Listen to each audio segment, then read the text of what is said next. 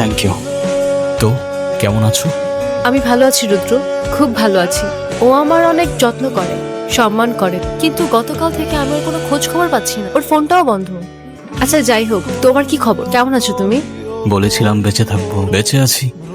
আচ্ছা হঠাৎ এত বছর পর কি মনে করে? শোনো ঐশী, সময় নষ্ট করার মতো সময় এখন একদমই। আমি তোমাকে সরাসরি সবকিছু বুঝিয়ে বলি।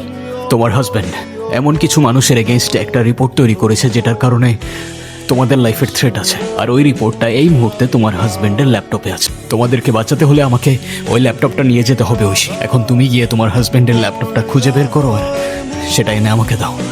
আর বাকিটা আমি সামলে নেব। আমি কথা দিচ্ছি তোমার আর তোমার মেয়ের কোনো ক্ষতি হবে না।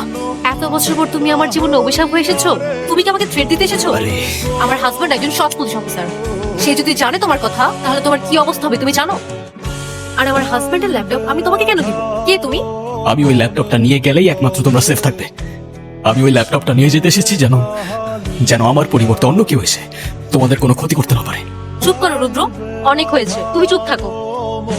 তুমি কি ভেবেছো তুমি এসব বলবে আর আমি ভয় পাবো? তোমাদের মতো মানুষদের জেলে থাকা উচিত।